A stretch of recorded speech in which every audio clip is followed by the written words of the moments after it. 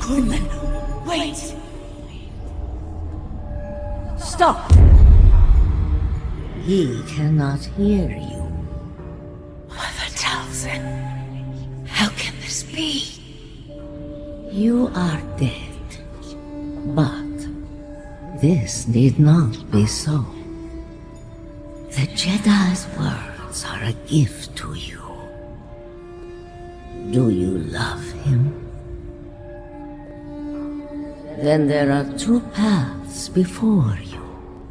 You may join me and your sisters in this realm, or you may return to the land of the living. At what cost? Your heart's desire.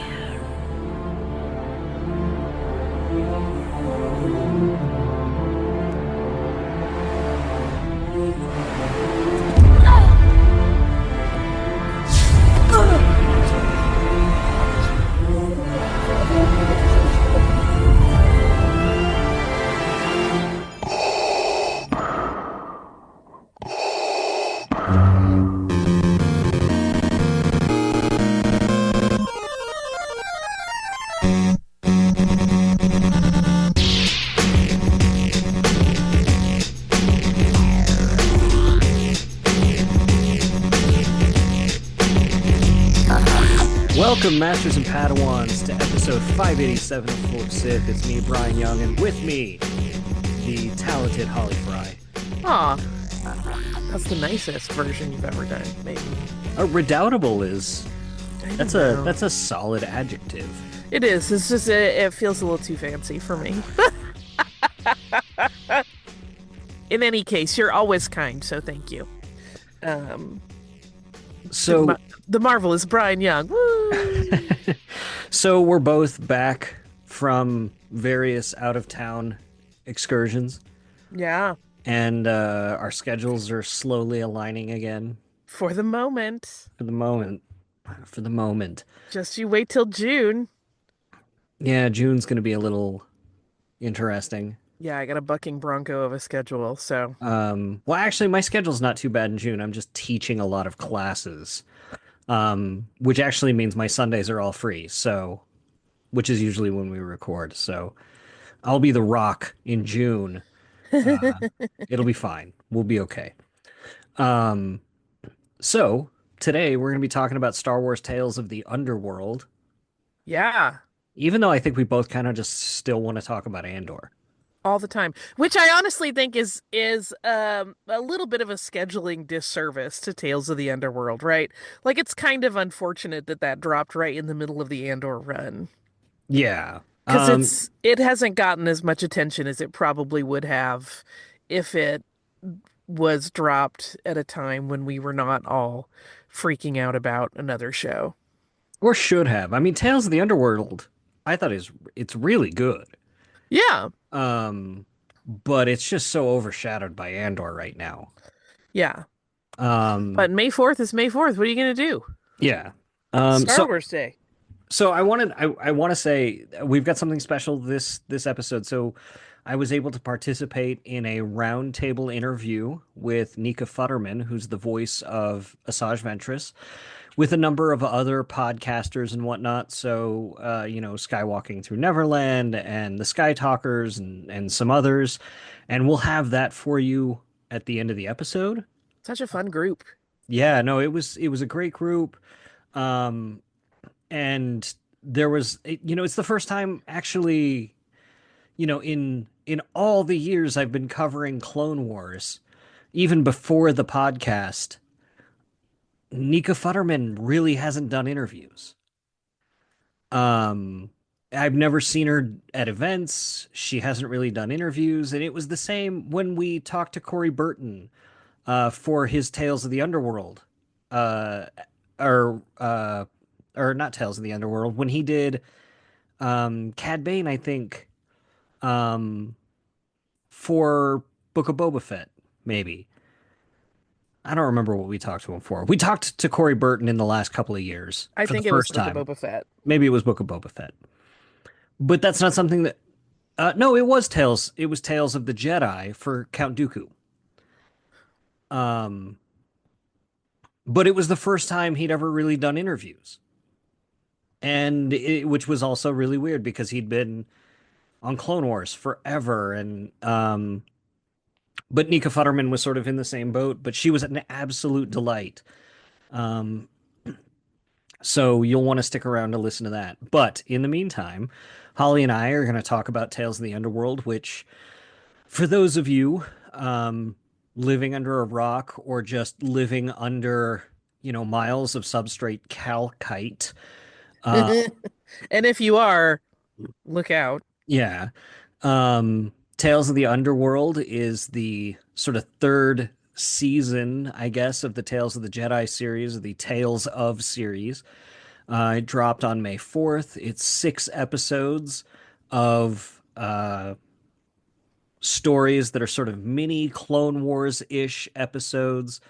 The first 3 episodes sort of continue the story of Asajj Ventress and bridge the gap between Dark Disciple and where we pick up with Asajj Ventress sort of in Bad Batch. And the other 3 kind of give us a backstory to Cad Bane. Yeah.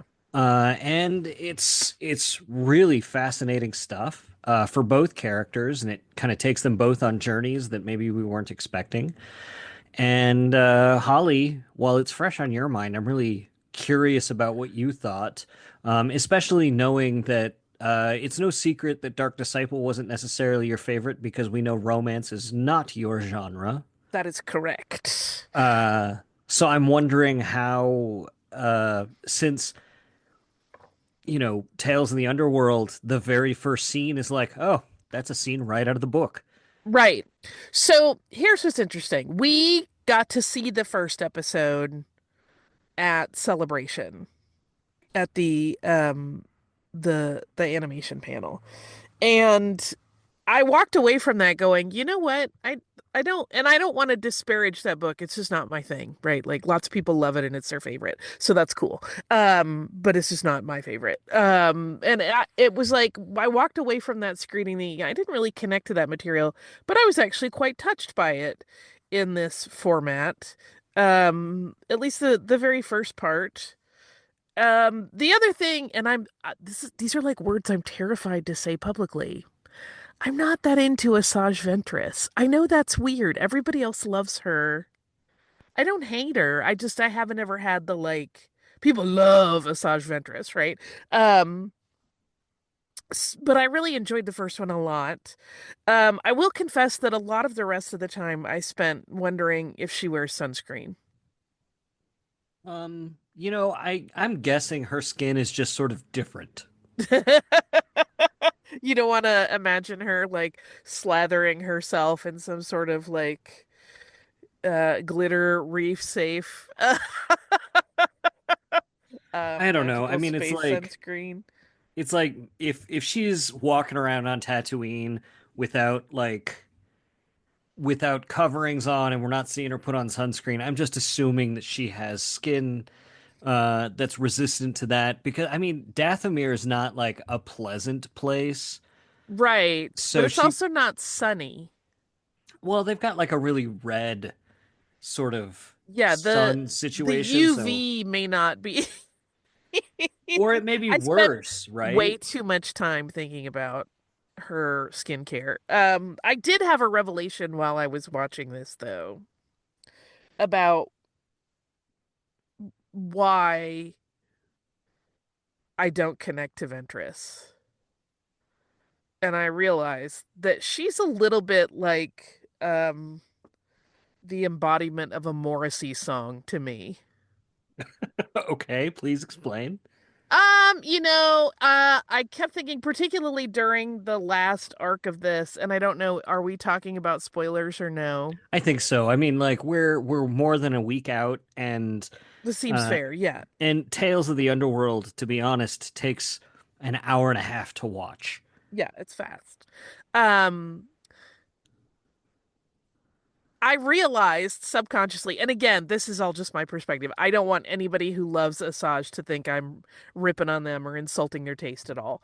But to me, like, especially in that last segment where she's with the kid and they have him ready to go down the path, and he's like, but Quinlan may be there. And she's like, no, this is your path, not mine. And I literally, without even thinking, like, Unlovable started playing in my head, and I was like, "Oh, she's a little um she vibes like she kind of wallows in her loneliness a little bit, you know?" And I was like, "Oh, this isn't that's I think that's what it is for me." So She's a little too Morrissey. the reason I like the impression I got in that moment is that she knew that she couldn't because of the deal she made with the Death Mary magic. Right, but then why was she looking for him in the first place? She wasn't. She was trying to get the kid to the path. She didn't know Quinlan had anything Ah, to do but with when it. he said Quinlan Voss and others have set up a path, she was like, Quinlan Voss? Like she totally Scooby-Dooed. And that's when she got invested in him. Well, I mean, like, she got invested with him in the first place when he tried doing the Jedi mind trick, right? Like, she murdered all those people for him, and she kind of got invested when she had to go on the run because she did kill a lot of people on his behalf. Yeah, but I mean, to me, it felt a little like she was like maybe thinking about, could I make this work? Could I get back to my beloved? Which just makes my skin crawl to think about. But isn't that terrible? I'm a monster. I don't dislike romance in life. I just don't like it in my media. I don't know what that's about. Anyway, yeah, I that was my revelation. The other thing that struck me in this season in the Asajj arc, which is building on something outside of these animated arcs, are why is farming always considered like the worst possible vocation for anybody?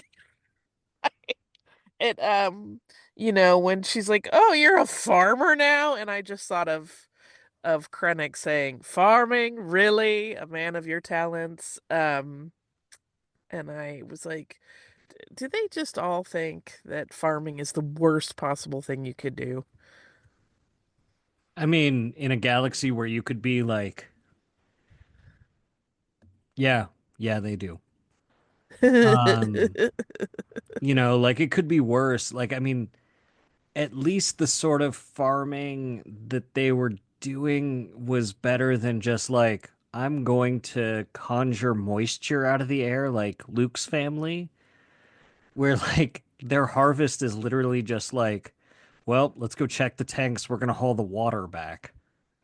I mean, that's still a form of, farming. Yeah, no, I mean, I don't know. Yeah, no, it just seems like farming is what everybody goes to do to hide. Luke did it, Ahsoka did it, Galen did Yeah, it. yeah, Like it's just yeah. the hiding profession. I guess there doesn't seem to be a ton of paperwork in the Star Wars universe. It's a lot of subsistence farming, so there wouldn't be, and then it's a lot of barter and trade and not a lot of like documented stuff. Well, and that's what's so interesting about like Bad Batch and even these episodes of Tales of the Underworld. You don't really get into that documentation until the Empire takes over. And then they're like, we've got to track all of you. We've got to figure out who's going where. And we're keeping tabs on everybody. Here's your chain code. You need scan docs. Um, we need to track everybody. Yeah. And that's actually really interesting commentary, Yeah. sociopolitical commentary today. Not even today, like just through history, just that whole like, give us your papers, please, kind of thing. Yeah. Um, it's never a good thing. We all want freedom of movement. We want to be able to go where we want. Yeah. Um, it was so nice. I love my travels in Europe, being able to just kind of um, go from place to place. Like once I'm in the EU and just being able to sort of cross freely around the place once I've been, once I get into the EU, being able to just go wherever. Yeah. It's really nice, especially since, there are trips that you could go on where if you had to stop every time you crossed a border, you really wouldn't get very far because you'd be crossing borders all day rather than just traveling. Right. Yeah. Um, yeah, that was kind of my takes on the Asajj episodes. I have more on the Cad Bane episode. So the Asajj episodes, like I really dug them. I really was interested to see how they would bring her back. I knew there was going to be some weird, like when she showed up in Bad Batch, obviously I was like, but wait, she's dead. And then it took me about a half a second to go, oh, but she's also a witch of Dathomir. Like, Right. if there's anybody who's going to come back somehow, it's going to be, oh, it's her. How? It's not like Darth Maul where it's like, ew, like he got cut in half. That seems pretty cut and dry. But with her, it's like, well, who knows? Some weird dark magic from Dathomir is probably going to Hmm. bring her back. And oh, lo and behold. Um, that was exactly what it was. But it was really interesting if you kind of go back to Dave Filoni's a huge Lord of the Rings nerd, and I know Holly, you're not as much. No. Um, but you're familiar with the tale of Baron and Luthien, um, at least a little bit. I know Yeah. you're familiar enough that we did a two-parter of authentic history on them. But the whole idea is that like Baron and Luthien was an elf who had to give up her mortality to go be with her love, her mortal love, Baron. And it's interesting that there's sort of this dark side version of it that Filoni pulls for Star Wars, where it's like, okay, if you give up your love, you can have your mortality back. Like, you can have this like immortality here with us in this netherworld of our dark magics, Right. or you can have mortality back, but you have to give up your love. And it's sort of this weird inverse of that ballad of Baron and Luthien that was really fascinating to me. And it comes as no surprise from a guy like Dave Filoni who is as into Lord of the Rings and the Tolkien mythos as he is. Right. Um, so that was really interesting for me to see. And then I'm really interested to see where the story between Ventress and this kid goes. Yeah, I mean that was my takeaway is like, are we gonna get more of this? Is this leading to something else? I wonder if we'd get more of it in the Darth Maul show or the Maul show, Oh, very, right? very possible. Because that covers some of that same time period. Uh, with the rise of the Empire. Maul. I can't imagine them like his story in that show will probably. I have no knowledge. All I've seen is the trailer. Would likely give us that information about like where he picks up after he's taken off from escaping after the siege of Mandalore in Order 66. And so building his criminal empire and her sort of being a bounty hunter sort on the run, it makes sense that maybe their paths might cross again, especially both being former apprentices of the Sith. And that kid is really interesting. And I think that was a really interesting thing to do for her character to give her someone she had to like protect. Right. Um, but who was also a little bit on the edge there, right? Like when he put those sabers through that Inquisitor, that was a little bit more brutal than a Jedi you'd expect. True. And Uh, I mean I do wonder what all of this will mean in terms of like we have already at the beginning of this seen a softening of her character, right? Like even before this in Dark Disciple, there is, enough of a softening that she lets someone in to her, innermost world in terms of like being with Quinlan Voss. And then with this, after she comes back from the other side, whatever you want to call it, the Dathomiri netherworld of magic, um, she seems very much to want to not be on that kind of path that she was on before. And I'm wondering if if she does pop up in Maul, if this does or is leading her to a point where we're going to see her really grappling with that on a more intense level than you can get in like 3 vignettes. Yeah. No, I think that might be interesting, and where this kid might go might have something to do with that. Maybe she ends up back on that path because of whatever fate this kid finds. Mm-hmm. Um, there's a lot of interesting places this could definitely go, and I'm really excited for that. And to think about it, actually, though, she was actually on that softening path even before Dark Disciple, right? Like in when Ahsoka was on the run, she turned to Asajj for help, and to try to imagine Asajj and Ahsoka having a conversation, a cordial conversation, where they're helping each other, even as far back as season 5 of Clone Wars. I think she's had one of the most interesting arcs of where her character's gone.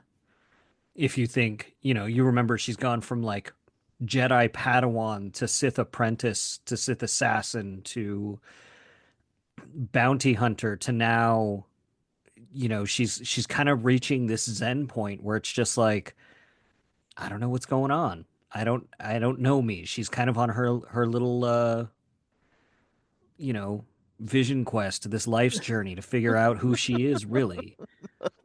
Girlfriend in a coma, I know. Like I'm telling you, she's one big Morrissey song to me. I'd buy that if Morrissey wasn't such an awful person these days. Well, I mean, that's part of it, right? Is Yeah. that she I think never she's a feels better like a good person than person to Morrissey. me. She's a better person than Morrissey is now, though. I don't know that she is. I don't know. But I she don't doesn't know. have to be because she's a fictional character. I mean, like, Um, Asajj Ventress in these 3 episodes is definitely a better person than Morrissey has been in the last few years. in these 3 episodes, yes, for sure. In the greater arc, I don't know that you could make that case, but In these few episodes, yes, definitely. yes. I don't Anyway, know. Morrissey's really tainted himself for me. woof, me too. It's rough. It's rough out there. It Okay, is. let's talk Cad Bane. Yeah. Who now I'm only gonna call Colby forever. I feel like if everyone he's ever come up against in a duel just called him Colby, they would have had an edge. I think he would have shot him faster. You think? Oh yeah. Like if somebody would have called him Colby, he wouldn't have waited. I don't know. I feel like he might be one of those people that crumbles under certain things. Um I thought these were 3 episodes that really were interesting and illuminating to who Cad Bane was. Hmm. I know there were some people who were really like, there are some folks out there who really don't like having, for some reason people don't like to find out how people got their hats. Yeah. And I Do you mean don't, that literally or figuratively? both. Um because Like I have heard a number of people say before I had gotten a chance to watch it, oh, the Asajj episodes are much better than the Cad Bane episodes. And then I watched it and I was like, what? Because to me, these were way more interesting. Admittedly, I have my own biases that are informing that, but I just like these a lot more. um well, it's the Indiana Jones thing, right? It's Well, it's like they did a combo Indiana Jones Aladdin intro, right? Yeah. Like even calling him Street Rat, I was like, is he about to steal a piece of bread But and there's then a give little it bit to a of poor kid? Is there a monkey around here? there's a little bit of Willy Wonka in there too. Like a Yeah, little bit of Charlie and the Chocolate Factory. yeah. Um Did you have a moment? You're smarter than me, so maybe not. But did you have a moment initially when it wasn't clear what was going on, or maybe you knew and I'm just slow? Um, and the initial dude with the hat started talking. Did you have a moment of like, I gotta check the cast list because the voice wasn't right? Um, no, no, I kind of knew right off like it felt like because it looked like it kind of had this like 50s Goodfellas version look of Star Wars yeah, you're right. that I was like, "Oh, this is really interesting. They're doing this Oliver Twist kind of thing with him, right? And they're Yeah, gonna find their Fagin." yeah. And then when the guy shows up with the hat, and I'm like, "Oh, they're doing the Indiana Jones thing." Yeah. I don't know why there's so many Duros on this planet, but cool, right? I mean, I really do enjoy getting more Duros action, and I don't mean necessarily just action in terms of like pew pew running. I mean just like more Duros. We've gotten some additional cool Duros stuff in video games, but like we haven't had a ton of characters that have actual like dialogue and meaningful stuff going on. And so it's nice to see that species get some play and see, I mean, we know this intellectually that no species is a monolith, right? But Yeah. we don't really get to see the breadth of a lot of different species in Star Wars because there are so many. And it's not like, there can be stuff dedicated to every single species we run into. But every time we do get that kind of thing where we see really a broader range of what a culture or a species is like, it's always really interesting to me. It's like, it feels like anthropology. Yeah. And it it was fun to see sort of the gamut, right? Where you have the street rats, the gangsters, the rough and tumble gangsters, the more sedate gangsters, the marshal, like you've got an Aaron too, right? Like so we've got a female Duros and we've got a kid and like we kind of got this really interesting cross section um in a way we haven't with that species at all before. Yeah. Um I really love these first two episodes. We talked a lot about like other things it reminded us of, but like it also kind of really gave me like the Robert De Niro Godfather 2 vibes. Yeah. Oh, yeah, yeah, yeah, yeah. Um and I really fell into it for those sorts of things. And if you notice it kind of had that I don't know, like maybe I'm just me noticing things or maybe I'm just reading too much into it, but like it kind of had that softened look to it, especially because it had like a lot of that, the cars in the background had a little bit of that gleaming chrome on it, and it had that softened sort of filter look that a little bit of the De Niro parts of Godfather 2 have, and it it kind of had, maybe even a little bit of that Goodfellas thing. Like I I was kept gonna say it hit me more as Goodfellas, like the early part of Goodfellas where It's Ray like I always Liotta is wanted to be a describing his gangster. childhood. Yeah, yeah, Yeah. yeah. And it had that vibe in a really great way that I really fell into it in a way that like I could have had those three episodes unfold as an entire like movie. I would have taken an animated Cad Bane movie to take him from that moment all the way up until the ending. Yeah. And I'd have been totally fine with that. Um, I had this thought after watching this, which is very nerdy thought, about Duros genetics because, Aaron and Nero have a kid who, it is pretty strongly indicated that that is actually Cad Bane's kid. Oh, it's totally Cad's kid. It's totally Colby's. And so it made me think because both like I got very gene squares about it, right? Because both Aaron and Nero are kind of the more slightly green-skinned Duros and the kid is very much a blue. And I was like, "Oh, is this like is green skin a recessive trait and because he carries blue from one parent he presents blue, but that would mean that everyone in town knows that Nero cannot possibly be his father. Oh yeah. I think everybody knows. Just I got all excited about the genetics of it. Um, Well, I and I mean, I think think that's everyone would have known socially, but if anybody didn't know, everybody would still know. yeah, no, I think it was pretty obvious. And I think Cad Bane when he showed up knew but like wouldn't let himself know. Hmm. Like I think he was seeing red so much until the point that he kind of figured it out and then didn't couldn't bring himself to like do anything about it until the end Yeah.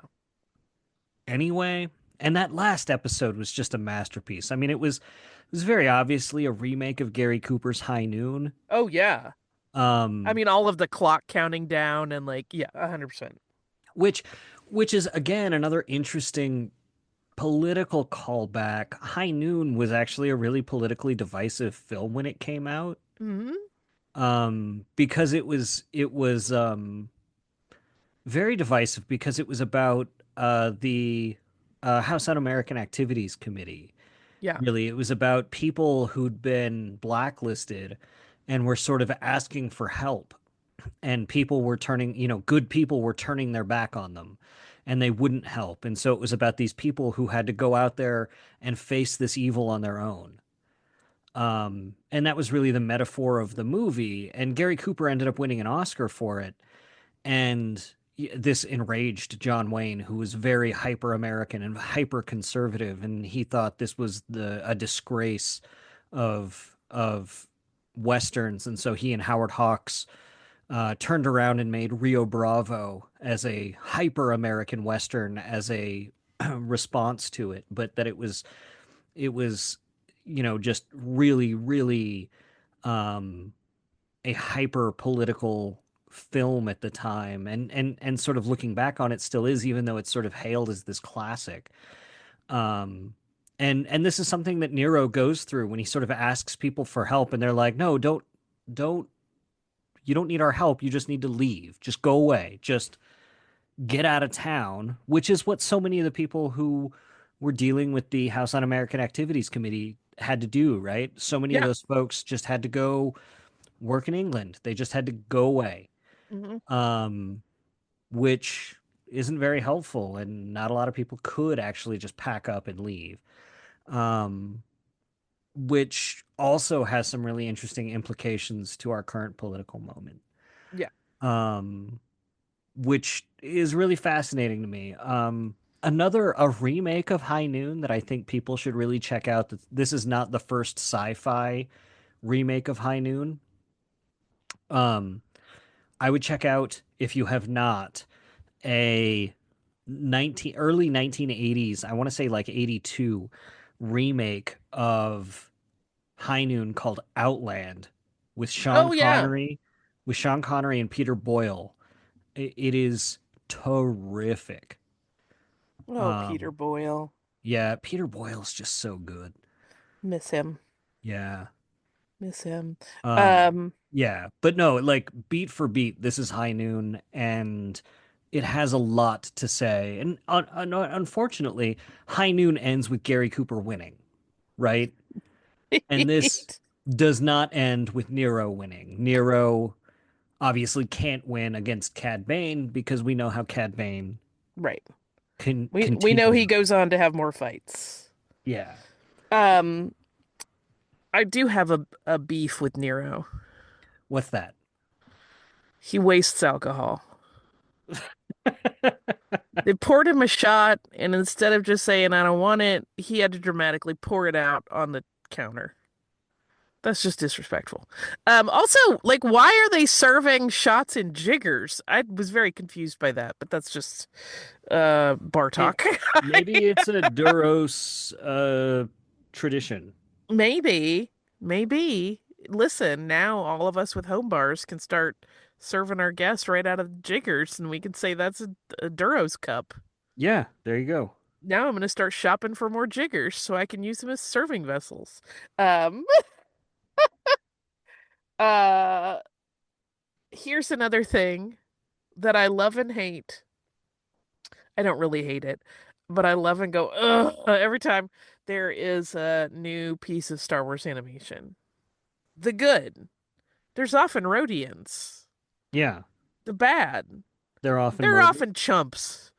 Oh, They're yeah. getting tossed out on their ass. They're like, they owe people money. They always seem to have. I'm like, come on, man. Rhodian pride. Well, I mean,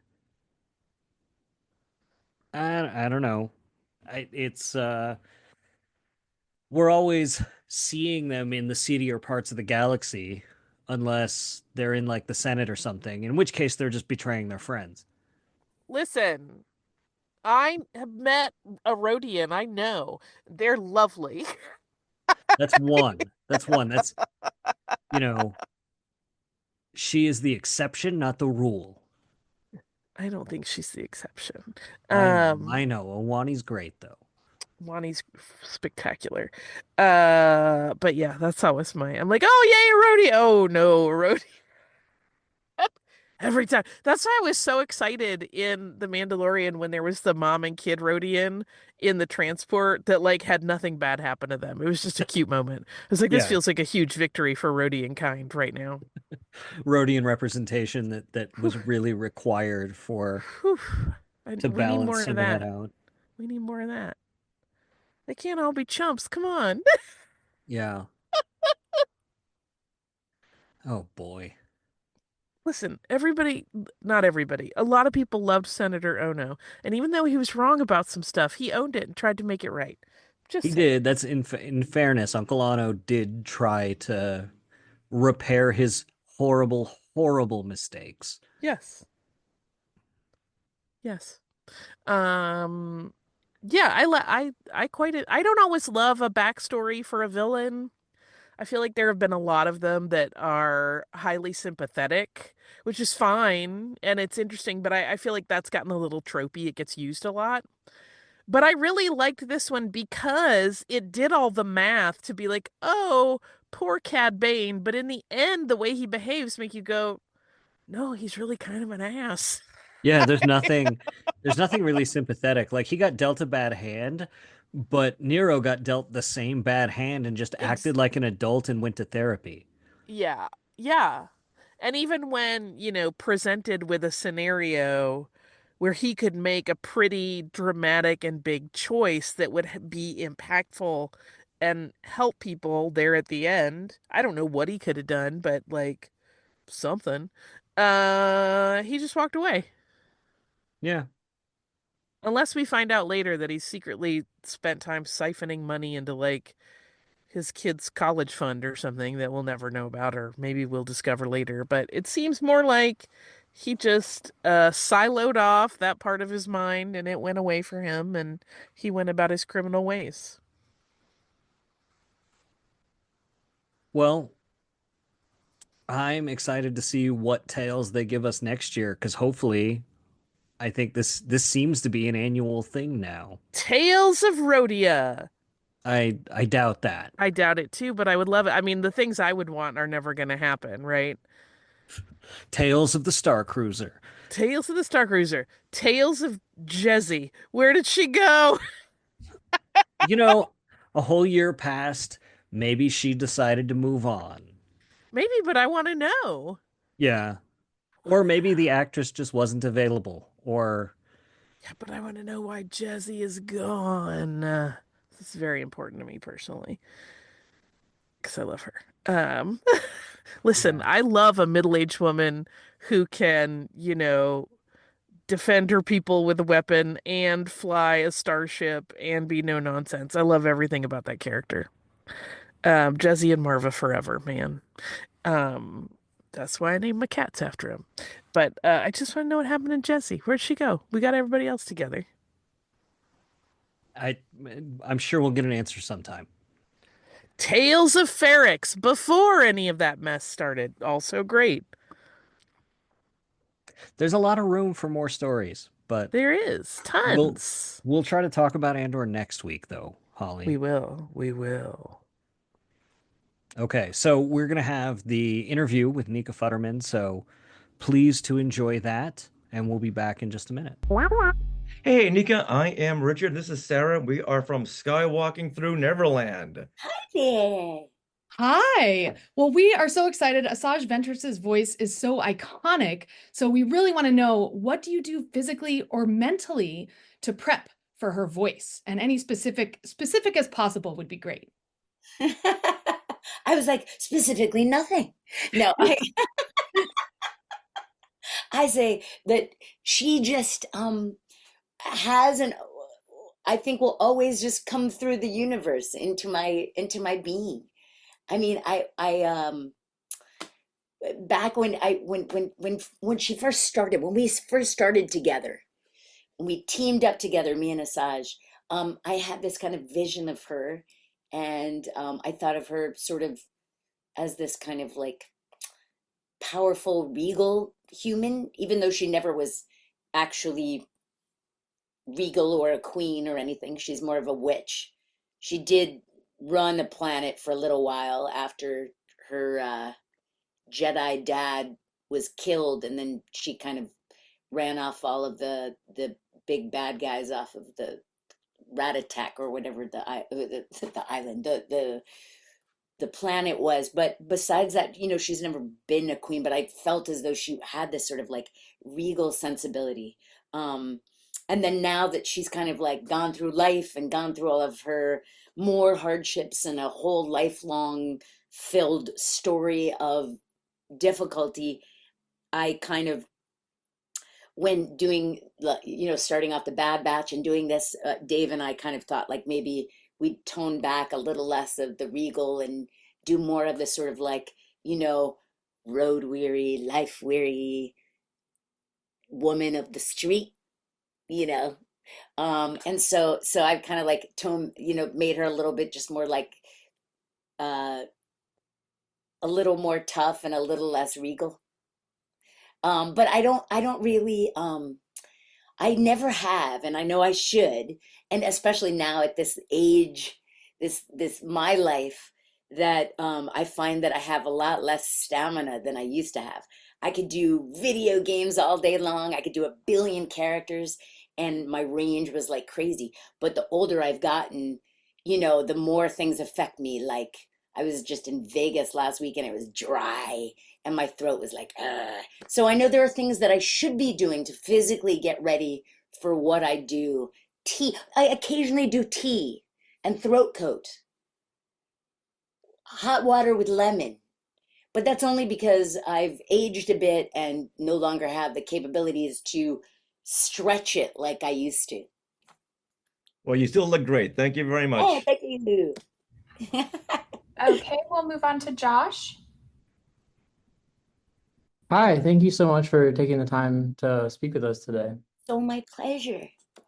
So I wanted to ask maybe an obvious question, but obviously Ventress has that amazing guest appearance in The Bad Batch, and everyone was wondering how she got there from where we left off in Dark Disciple. So when you were approached to do a Ventress-centric show like this, was there a particular element, a particular reason that made you want to continue playing the character? Well, if you were Ventress and they asked you to do it again, wouldn't you say yes? I mean, duh. She's amazing, and I loved her from the beginning, and I was bummed when her story got cut short, when they stopped the Clone Wars and I wasn't in the last season.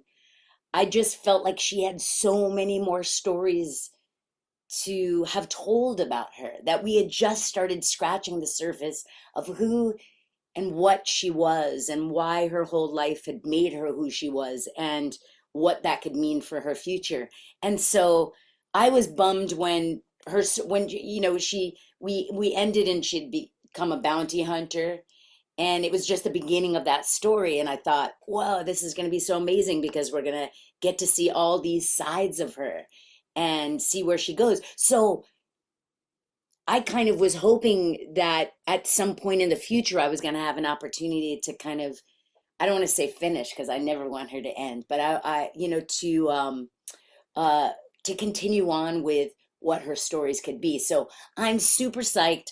I was completely shocked, like everybody else. I was like, I didn't know if I or she would ever come back as her, and so of course I jumped at the opportunity.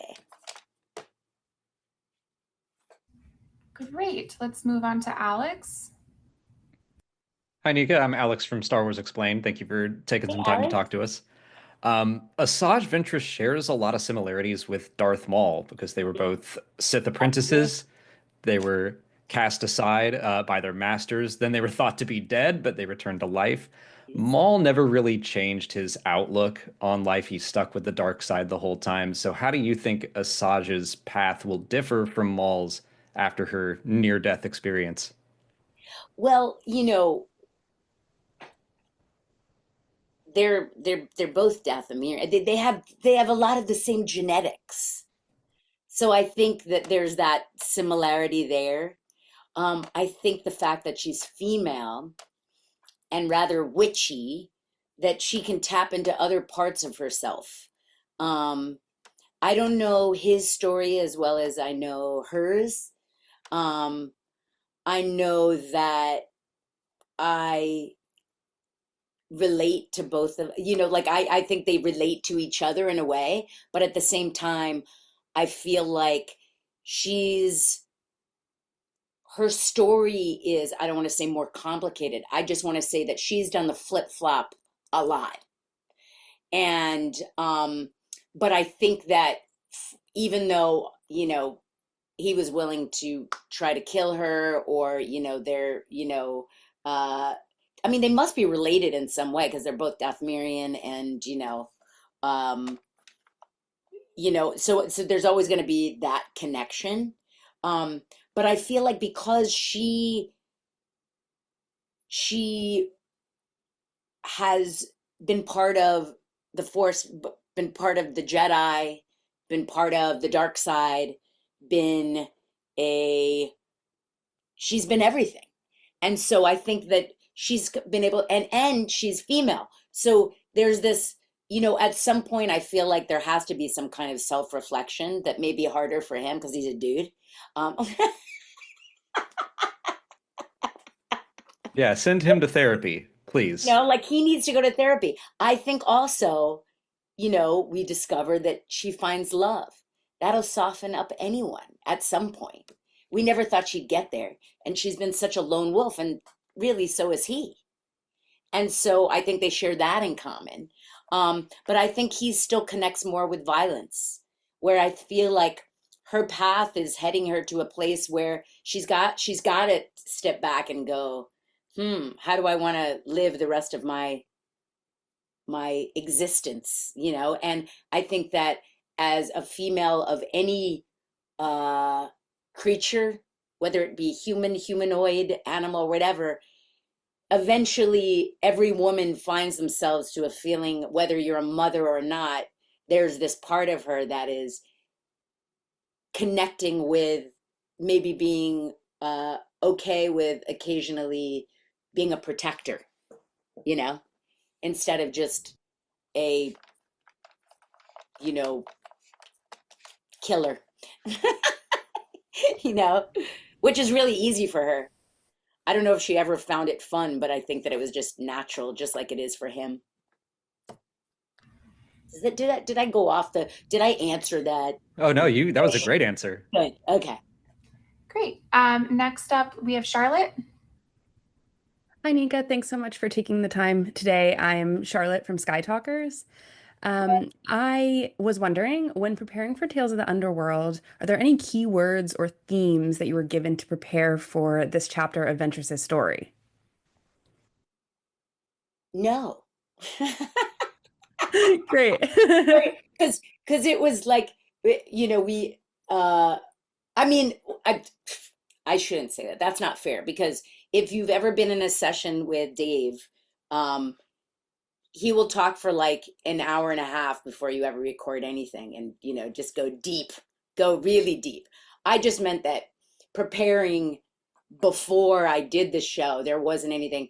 I think that we talked a lot about what it would have been, what this portion of time where we don't see her, where we haven't seen her, what would have happened in that time period? What would she have become? What, as just a maturing, what would happen to her in having all of the pain and experience and everything that she had? What would she now be this many years later? And we talked a lot about, that stuff. So, but, at the session. So I didn't really have time to prepare, because I don't even know if there is any preparing. When you become a character, in anything that you're doing as an actor person, she had been me and I'd been her for so long, even though there had been this thing that she was already a part of me. So I feel like I don't really have to think anything. We could talk about it a lot, but I already feel her. And I did from the beginning of when I did her. And I think maybe that's why they let me portray her, because I was like, this is how I feel she would be. And then as we went along the whole Clone Wars journey, we became more and more, we became one. And so that, preparing, if you become that character, then you just feel that character. And that's how I feel with her. And I feel like, as I was going through the Clone Wars, I was getting to know her more. And then I just felt her and still feel her. Yeah. Thank you. William is next. Hi, Nika. Thanks for taking the time to chat with us. William Dever from the Canon Podcast. Tales of the Jedi, or Tales series, tend to spend a bit of time with each character's past, their present and future. Without spoiling anything, which of the 3 episodes were you most excited to explore and beforehand? And afterward, which ones turned out to be your favorite ultimately? Well, I still haven't seen it. Oh, okay. Keeping you in suspense. I can't tell you which is my favorite yet. And so I can say the whole experience was incredible. Also, just because, I get to work with a new fun buddy who, you will meet, and who, what I loved about it was I kind of felt like here's an opportunity for Asajj to, protect and care in a way that she hasn't yet. And so it's like it's like a buddy movie, and it's without giving away stuff. I think that she's been running and running and running through her life, and now she must be forced to connect with this part of her that is that see, I keep wanting to say motherly, because that's kind of how I felt when I was doing it. But then that makes her, seem way softer than she is. Let's just say she doesn't like the fact that she has to learn how to care. Maybe it makes her uncomfortable. But I enjoy that tug and pull with her. I think that's what makes her the most interesting of characters. And so I think that I love this exploration into this place where anytime she's put into an uncomfortable situation, which is basically this little short series, is very uncomfortable for her, because she's got to tap into the softness in herself, let's just say. And I enjoyed that tug and pull. Great. Bryan, you're up. Thanks for taking the time to do this, and Brian from the Full of Sith podcast. Hey. You have had a storied career doing lots of characters over lots of voice acting projects, and I'm wondering what it is about Asajj that makes her unique and special to you personally. Like, what is it that you connect with Asajj about that makes her special and worth coming back to? Well, I think anybody given the opportunity to be in the Star Wars universe would jump at it. That's number one, is that I get to work with like incredible other actors. And of course, that I lucked out. I scored big when I started with Dave back, oh, so many years ago, to work with someone who's such a genius, but also such an incredible nerd himself, who's so into it, just like everybody else. You know what I mean? That it means that it's his whole life and his whole heart. So to work with somebody of that caliber, of that care, of that devotion, is unlike any of the projects that I've done in my whatever 30 something year career, whatever. The other thing is this, is that like I play a lot of very different characters in my other shows, whether it's kids or little creatures or funny or silly or whatever. A lot of stuff. That's what I've done a lot of in my career. I guess besides video games, it's been a rare moment where I've gotten to explore this character that is this multi-layered and who comes from a whole universe, where the stories are, infinite. Everything else I do, although with the exception of I do the show Loud House, which is a kid show, and the character couldn't be more opposite. Luna Loud, she's this rocker chick, this young teenager, and we've been doing that for 10 years, or 10 seasons, I should say. But besides that, pretty much every show that I've ever done maybe lasts like 2 seasons, 3 seasons at most. So you never get to explore in a way that you get to explore in this realm, where and also in a world in which everybody involved is so into it. And I think that's the most special thing about being part of this world. And that, there's nothing like it. And the fandom.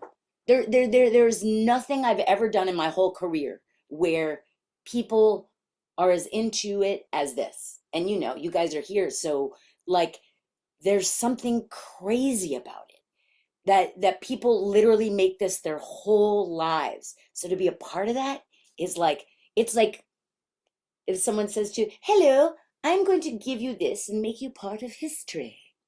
And you go, yeah, baby, I'll take it.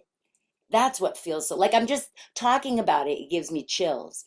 And the fact that they have now brought her back, I'm like, oh, thank you. Because I wasn't done yet. So, yeah. Great. We have time for one more question. Trisha? Hi, Trisha Barr from Fangirls Going Rogue podcast. Hey. Hi. I wanted to bring it back around to you saying that Ventress maybe had some royal inspiration. If Ventress were a Disney princess, what would be her want song? What does she want? Her want song? She definitely doesn't want to build a snowman. That's okay. What would be her want song? Gosh, it all ever since the whole, Dark Disciple, that really messed me up because I would have said something completely different. But now she fell in love. And so, I'd say, give me a dark love. Give me a deep, dark, dangerous love. Okay. Before that, I would say it would have been more, maybe a little bit more, I'm going to get my revenge, more revenge, my revenge. Okay, yeah, so, yeah. That's the problem with someone so complicated. I still think she likes a little revenge. I mean, she definitely likes a little revenge. But now there's sweet, syrupy love dangling in the background. So yeah, she was just a delight. And I was really glad I got to talk to her. That kind of came out of left field, but I'm glad we got to do that. And hopefully we get to do more of that sometime in the future. And I don't know, I really like the whole, I don't know, I really enjoy interviewing people involved with Star Wars. You know, last week, Ahmed Best that was a dream come true. And this was fun, and hopefully there's more in the future. Indeed. So where can people find you, Holly? I am on Instagram as SurlyGirly5, and I am on Blue Sky as Holly Fry, and I'm still making Stuff You Missed in History Class and Criminalia. And I'm still, I don't know, the season runs very long of The Unbelievable with Dan Aykroyd, which is running on History Channel on Friday nights. And there are still more episodes to come with me yapping on it. That's pretty much it. How about you? You can find me at swankmotron.com, or you can find me online on social media at swankmotron, pretty much wherever there's social media. My you know, I've got a new book coming soon in the Battletech universe. It's a collection of a serial novel I did. So if you dug the Fox Patrol and Battletech, their next adventure is coming soon. It's called Lone Wolf and Fox, so you can look for that. I'll have signed copies available for pre-order soon on my website. That's, again, swankmatron.com. As far as Full of Sith goes, you can go to fullofsith.com. You can download the entire back catalog of episodes, and be sure to email us at holocron@fullofsith.com. We'd love to hear from you and answer your emails. So be sure to do that. Again, that's holocron@fullofsith.com. Be sure to rate and review us wherever it is you listen to the show.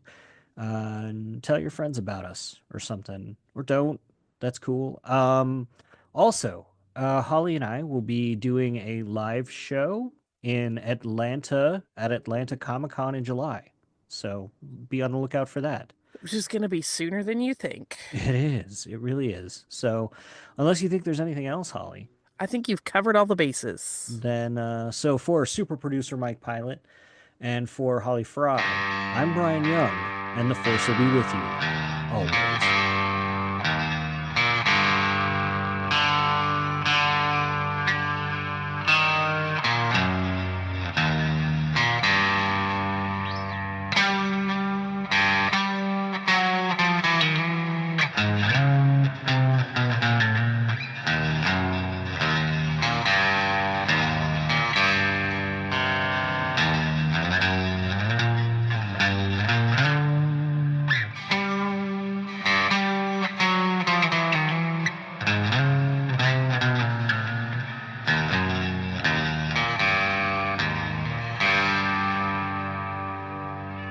Sir, if you'll not be meeting me, I'll close down for a while.